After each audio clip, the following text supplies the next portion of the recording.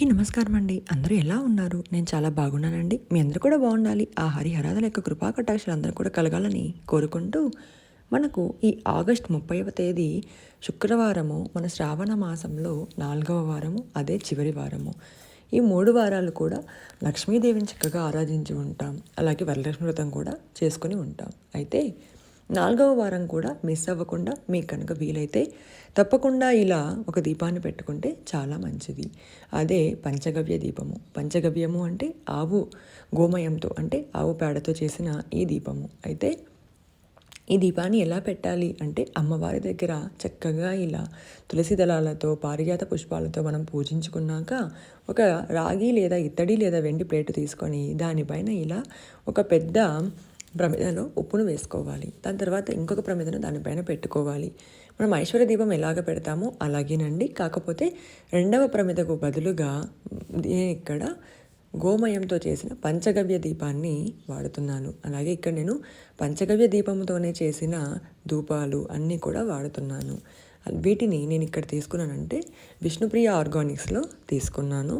Insta page అనేది నేను tag చేస్తాను, చూడవచ్చు. దాంతోనే ఆవు నెయ్యిని అలాగే పచ్చకర్పూరాన్ని కూడా మనము వేసుకోవాలి.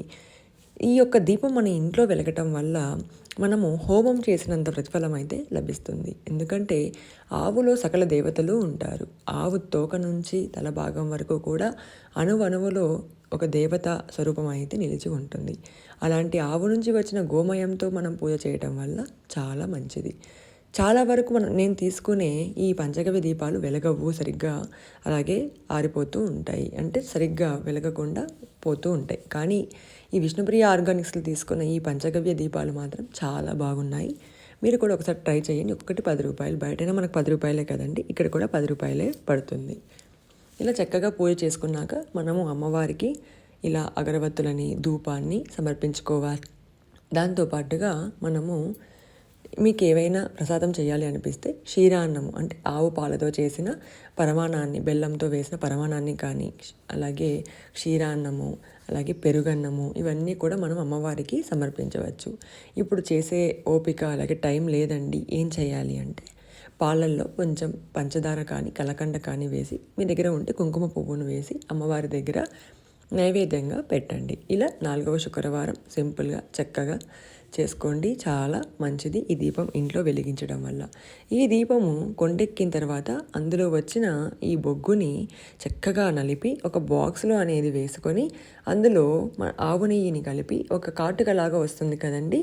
ఈ కాటుకని పిల్లలకి హెల్త్ బాగాలేనప్పుడు, దిష్టి తగులుతుంది అన్నప్పుడు ఇలా కాలుకు కానీ ఇలా మనం ఫేస్కి కానీ పెట్టుకోవచ్చు. అయితే 4వ శుక్రవారము చాలామందికి వరలక్ష్మి వ్రతం చేసుకుంటారు. అంటే 2, 3, 1 కుదరని వాళ్ళు ఈ వారం చేయాలి అనుకుంటారు. అలాంటి వారికి పూజా టైమింగ్స్ కూడా ఇవాళ చెప్తానండి.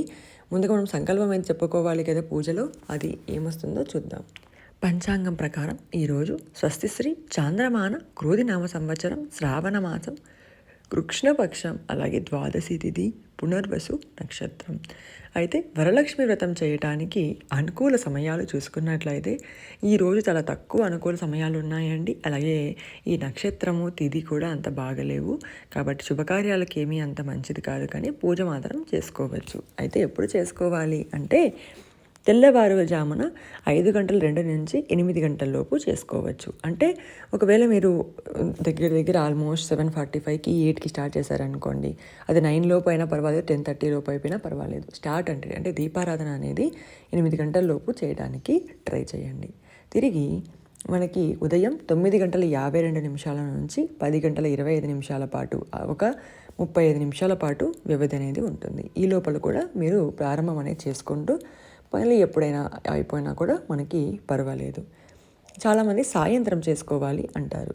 సాయంత్రం చేసేవాళ్ళు 5:30 నుంచి 6:45 లోపు మొదలు పెట్టుకోవాలి.